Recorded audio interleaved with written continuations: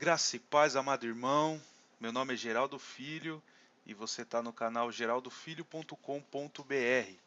Hoje nós estamos iniciando aqui uma série que se chama Fundamentos da Fé e hoje nós vamos iniciar falando a respeito desse conceito glorioso que existe na Palavra de Deus, que é o Evangelho.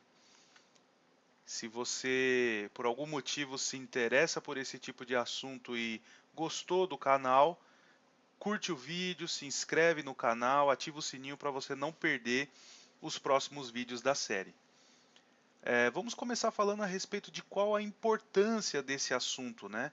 Qual a importância do Evangelho? Porque eu preciso compreender o que de fato é o Evangelho. E aqui no livro de Romanos, capítulo 1, versículos 16 a 17, nós lemos: Pois não me envergonho do Evangelho, porque é o poder de Deus para a salvação de todo aquele que crê, primeiro do judeu e também do grego, visto que a justiça de Deus se revela no Evangelho de fé em fé, como está escrito: o justo viverá por fé.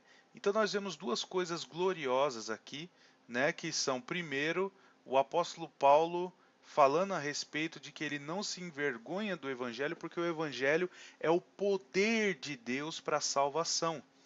Então muitas pessoas se dizem evangélicas, muitas pessoas dizem que creem no evangelho, mas elas não têm a menor noção do que é o evangelho. Aqui o apóstolo Paulo ele esclarece que o evangelho é o poder de Deus para a salvação de todo aquele que crê.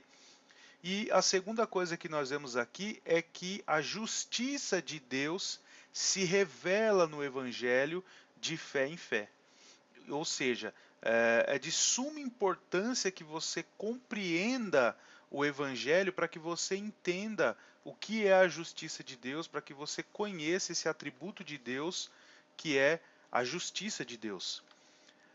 E muita confusão existe no meio cristão hoje em dia a respeito do que seja o Evangelho. E eu quero começar falando, antes de tocar no assunto a respeito do que é o Evangelho, eu quero falar com vocês a respeito do que não é o Evangelho. Em primeiro lugar, o Evangelho não é um discurso ou uma pregação. Não é porque uma pessoa faz um discurso se utilizando da Bíblia, não é porque uma pessoa faz uma pregação se utilizando da Bíblia, que isso é o Evangelho. O Evangelho também não é uma mensagem moralista que visa apenas corrigir padrões morais. E ela também não é uma mensagem de incentivo ao bem e às boas obras. Muitas pessoas dizem hoje que se você fizer o bem, isso já é o suficiente, mas a Bíblia declara que o Evangelho é algo diferente de fazer o bem e ter boas obras. Isso não significa que essas coisas elas devem ser rejeitadas, mas o que eu quero dizer é que o evangelho não é um incentivo ao bem e às boas obras. O evangelho ele também não é uma mensagem motivacional ou de autoajuda. Muitas pessoas têm o interesse de ir à igreja para ouvir uma mensagem positiva, uma mensagem motivacional, uma mensagem de que vai ajudá-las a chegar ao sucesso ou de autoajuda, mas isso também não é o evangelho. O evangelho também não é uma frase de efeito. Muitas vezes nós vemos pessoas dizendo frases do tipo: Jesus te ama, Deus tem um plano maravilhoso na sua vida, mas isso não é definitivamente o Evangelho. O Evangelho também não é um conjunto de regras para viver bem e ser feliz. Na verdade, muitas vezes já ouvi dizer, né, que a Bíblia ela é como o manual do ser humano e que se você seguir o passo a passo desse manual, você vai ser uma pessoa bem-sucedida, você vai viver bem, você vai ser feliz. Porém, não quero desanimar, né, as pessoas que acreditam assim, porém a Bíblia ensina que isso não é o Evangelho. O Evangelho não é esse conjunto de regras. E o evangelho também não é um estilo de vida, né? Já vi muitas pessoas dizendo que não importa você saber o significado do evangelho, o que importa é você viver o evangelho. Então o evangelho não é um estilo de vida. E mesmo que fosse um estilo de vida, nós precisaríamos entender o que ele é para que nós pudéssemos andar de acordo com o que ele de fato é. de maneira simples, de maneira curta e grossa, o que é o Evangelho então? O Evangelho é a notícia de Deus para o homem, né? Quando eu falo homem, eu estou me referindo à humanidade. Então, Deus tem uma notícia para a humanidade, Deus tem uma mensagem para a humanidade. Essa mensagem de Deus para o homem é o Evangelho, de maneira clara, né? Antigamente, o imperador romano, na época ainda dos apóstolos, do Senhor Jesus, o imperador romano ele tinha serviçais que ele selecionava, serviçais de alto escalão, né? E esses serviçais ele selecionava para levar a mensagem, a notícia dele para todas as províncias do Império Romano. Essa pessoa era enviada, daí surge o termo apóstolo. E a notícia que ele levava, né, era o evangelho ali, né? Era a notícia do imperador a todas as províncias de Roma. E os escritores do evangelho, o próprio Senhor Jesus, se utilizaram desses termos para dizer à humanidade que Deus, o imperador real de todo o universo, né? Porque naquela época as pessoas criam que o imperador era o Senhor, era Deus na Terra, mas os apóstolos ali se utilizam desses termos utilizados no Império Romano para dizer que o verdadeiro Senhor do universo, o verdadeiro Deus Todo-Poderoso é quem tem uma real notícia, uma real mensagem de valor e de importância para o homem.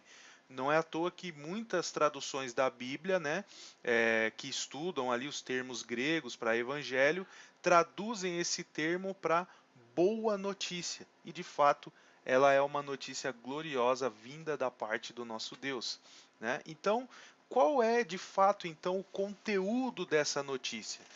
Aqui na descrição do vídeo eu vou colocar essa sequência, né, que descreve a estrutura da mensagem de Deus para o homem, e você vai poder avaliar ali os versículos de onde a gente tira, né, essa sequência que a gente coloca aqui no nosso vídeo a respeito do que é o Evangelho, tá certo? Então, em primeiro lugar, o Evangelho é a notícia que mostra, que fala para o ser humano que Deus é o Criador de tudo e de todos. Muitas pessoas não creem nem na existência de Deus, né? E por isso é muito importante nós entendermos que o Evangelho começa em Deus, o Criador, que é o Criador de todas as coisas e de todas as pessoas, tá certo? Deus também sendo o nosso Criador, Ele cria tudo com um propósito. Então, qual é o propósito de Deus ao nos criar? Ele nos criou para sermos a sua imagem e semelhança. Ou seja, Ele nos criou para nós vivermos como Ele vive, para nós agirmos como Ele age, para nós sermos como Ele é. Né? Tem até um versículo na Bíblia, ali em Efésios capítulo 5, que diz que nós devemos ser imitadores de Deus como filhos amados. Então ele nos criou para sermos sua imagem e semelhança. Porém, no decorrer de toda a história da humanidade, nós vemos o que? O ser humano fazendo pouco caso do plano de Deus. O ser humano fazendo afronta a Deus. Não simplesmente não se atentando ao real propósito da criação dele. Né? Muitas pessoas sequer fazem a pergunta: por que eu existo? Muitas pessoas sequer fazem a pergunta: por que Deus me criou? Né? E então isso é uma forma de fazer pouco caso do plano de Deus, porque Deus que planejou na nossa criação, Deus que na sua infinita sabedoria desenhou a nossa vida com um propósito, né, com todo o carinho, com todo o amor que Ele tem, nos coloca na terra e nós simplesmente negligenciamos tudo isso, nós fazemos pouco caso disso. E isso é uma coisa comum a todo ser humano. A Bíblia diz que todos pecaram e por isso estão destituídos da glória de Deus.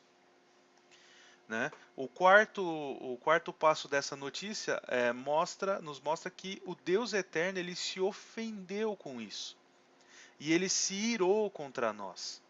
Tá certo? Deus que teve o seu plano achincalhado, que teve o seu plano simplesmente excluído da nossa vida, ele se ofendeu com o que nós fizemos para ele e ele se irou contra nós. Isso é o que a Bíblia, a palavra de Deus, nos revela a respeito dessa mensagem, né? E qual é a punição pela afronta que nós fizemos contra Deus? Ora, se você se junta com um grupo de pessoas para criar um projeto, para montar uma empresa, para fazer um trabalho social, e no meio do projeto você abre mão, você deserta, o que acontece com você? O máximo que pode acontecer são as pessoas que estavam envolvidas nesse projeto, elas vão ficar chateadas com você, não é isso?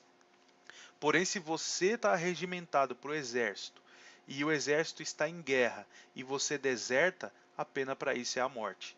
Então, existe uma frase que diz que o tamanho da punição depende do tamanho do ofendido. Se nós ofendemos o Deus eterno, se o Deus eterno se irou contra nós, qual é a punição que nós merecemos por essa afronta? A morte eterna, né? A morte que nos lança no lago de fogo e enxofre para sofrermos por toda a eternidade. Essa é uma mensagem que para muitas pessoas acaba se tornando uma mensagem ofensiva, mas essa não é a minha opinião, não é a opinião de um homem, isso é o que está escrito na palavra de Deus. Então, a punição merecida pela ofensa que nós fizemos a Deus, pelo pouco caso que nós fizemos pelo plano de Deus, é sim a morte eterna. E Deus é justiça. Sendo justiça, ele não pode deixar de nos punir. O que você diria de um juiz justo que, tendo todas as provas na mão, descobre que uma pessoa é um assassino, um estuprador de crianças, e esse juiz ele simplesmente não pune essa pessoa? Você ainda vai continuar achando que esse é um bom juiz, que esse é um juiz justo? Claro que não. Você simplesmente vai abandonar a ideia de que ele um dia foi um bom homem. Da mesma forma, o nosso Deus, que é puro, que é santo, que é justo, ele não pode deixar de nos punir. Ele seria injusto se ele fizesse isso. Porém, o evangelho, ele não acaba aqui, né? Deus, além de ser justiça, ele também é amor. Então ele encontra um meio jurídico, ele encontra um meio legal de punir os nossos pecados sem com isso nos prejudicar, sem com isso, perdão, não nos prejudicar, mas sem com isso ele deixar de lado a sua justiça. Então ele manda o seu filho, que é Deus com ele, que é Deus com o Pai e com o Espírito Santo, para se tornar um homem.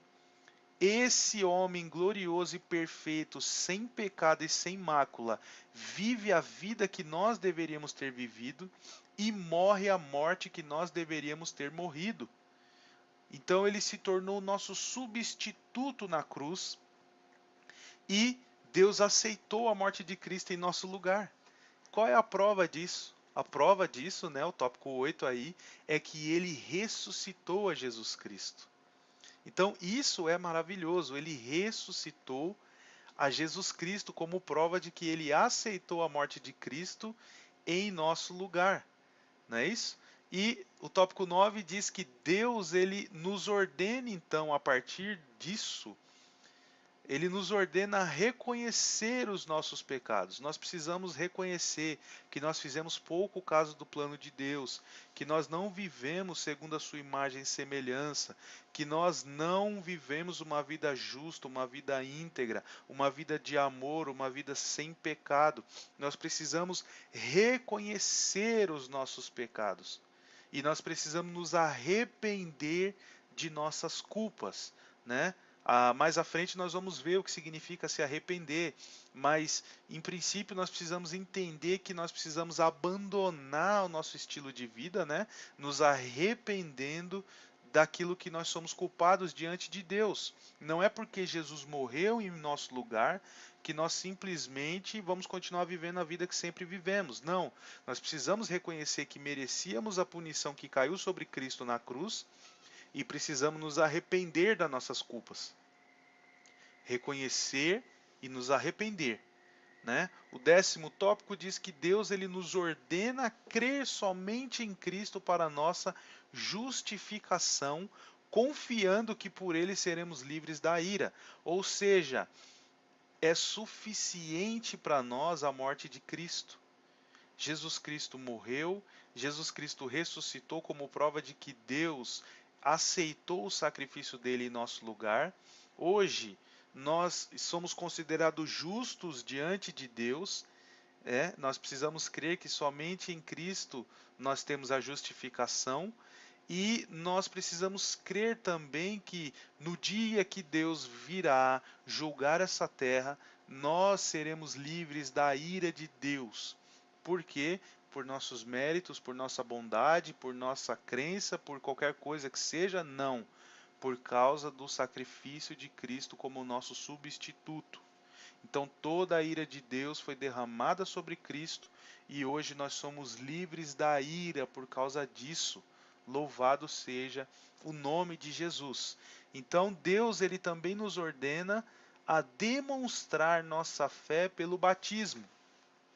Em algumas passagens nós vemos Jesus dizendo: arrependei-vos e crede no Evangelho. Mas no livro de Atos, o apóstolo Pedro ele explica para aquele grupo de pessoas que ouviu a primeira pregação dele ali em Atos capítulo 2, ele explica dizendo para eles: arrependei-vos e sede batizados. Então, o que é o batismo? O batismo é uma forma de demonstrar publicamente que eu creio que Jesus Cristo é o meu substituto na cruz, que eu creio que Ele tomou o meu lugar na cruz. Então, quando eu me batizo, eu estou praticando um ato de fé, um ato público de fé. Eu estou declarando para todos que eu confio em Jesus Cristo como o meu Senhor, como o meu Salvador, e que eu reconheço que agora eu fui mergulhado no corpo de Cristo, eu fui mergulhado nele. Mais à frente, né, em outros vídeos, nós vamos ver qual é o significado real e profundo do batismo. E por último, para finalizar, Deus nos ordena a entregar nossas vidas a Ele e a vivermos para Ele, né? Tem um versículo ali em 2 Coríntios que fala que um morreu por todos, para que os que vivem não vivam mais para si, mas para aquele que morreu por eles. Então, esses 12 passos compõem a estrutura de toda a mensagem de Deus no Evangelho. Agora, quando alguém perguntar para você o que é o Evangelho, você vai ter clareza e você não vai mais se perder no significado desse termo. Louvado seja o nome do Senhor Jesus. Então, eu espero que você tenha gostado desse vídeo. Se você gostou desse vídeo, apoie o canal, dá um curtir aí no vídeo, ajuda a gente apoiando esse canal, se inscreve no nosso canal no YouTube e ativa o sininho também depois que você se inscrever no canal, para você não perder as notificações dos próximos vídeos, tá? O meu nome então é Geraldo Filho, é um prazer estar aqui com vocês falando a respeito da palavra de Deus.